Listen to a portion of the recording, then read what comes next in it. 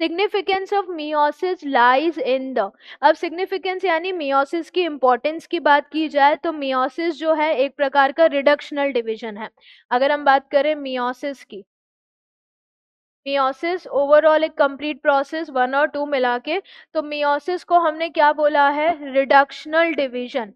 Reductional division क्यों बोला है, क्योंकि ये क्रोमोसोम नंबर को रिड्यूस कर देता है by half.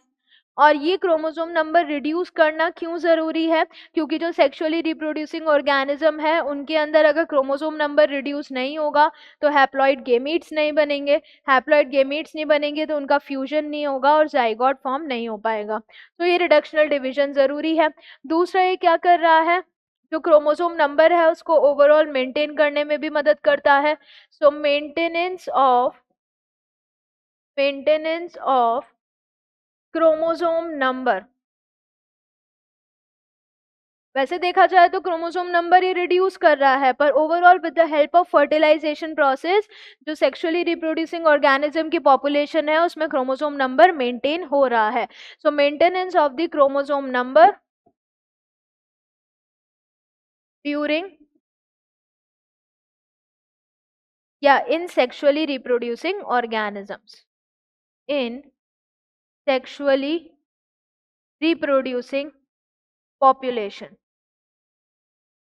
Sexually reproducing population.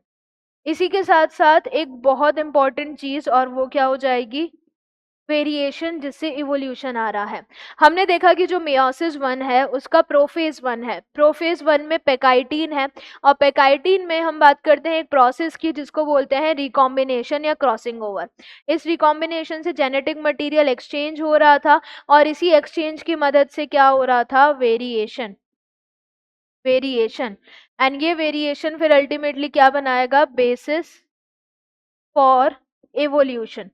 तो अल्टीमेटली जो वेरिएशन आ रहा है वो क्रॉसिंग ओवर से आया, और वो क्रॉसिंग ओवर कहाँ हुआ, मियोसिस में हुआ।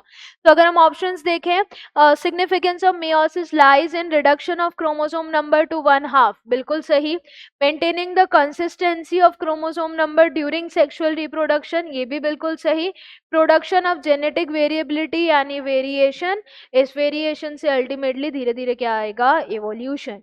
तो ये बिल्कुल सही है, सारी स्टेटमेंट सही है, सब सिग्निफिकेंस है मियोसिस की, तो correct answer is option D यानी ऑल ऑफ दीज।